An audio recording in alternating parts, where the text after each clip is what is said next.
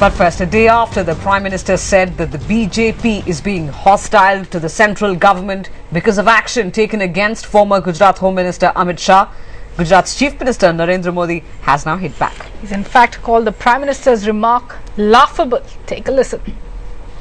बचने के लिए उन्होंने गुजरात को लपेटने की भी कोशिश की। कल का प्रधानमंत्री का बयान मुझे लगता है कि शायद 2011 का सबसे बड़ा जोक है। And this is the remark made by the Prime Minister at a conference of television editors yesterday that Narendra Modi is reacting to. The BJP party has taken a very hostile attitude, and the reason that has been given, quite frankly, I cannot, I think, mention it in public. They say because you have taken some decision against a particular person who was a minister in Gujarat, you must reverse it, or you, I don't want to add further on. Let's go straight across to our national affairs. Deputy Bureau Chief Pallavi Ghosh. Pallavi, yesterday the Prime Minister hinting at blackmail by the BJP. Today, the BJP's stalwart leader in Gujarat not hinting at anything. In fact, just being very dismissive of the Prime Minister. You know, Parul, when it comes to the Gujarat issue, both the Congress party and the government certainly is, of course, very, very careful, because that's a very touchy issue as far as the Congress is concerned.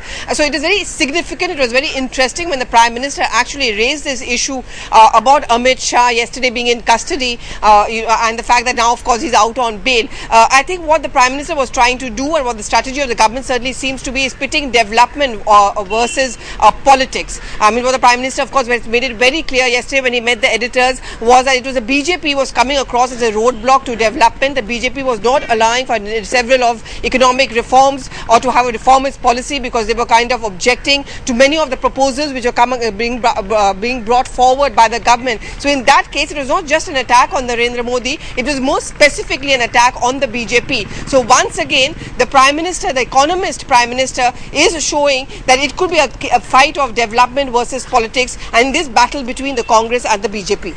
Right, the Prime Minister in fact making a specific reference to the goods and services tax and saying it was two BJP governments of Gujarat and Madhya Pradesh that was in fact blocking that constitutional amendment. I remember not all state finance ministers are agreeable to it, but Pallavi, the question many are asking, was that remark by the Prime Minister offhand? Did he not think it through? Certainly not something that you would hear the Prime Minister often remark about. This is a very serious charge, saying that the BJP was in fact indulging in blackmail to get its support on the goods and services tax bill.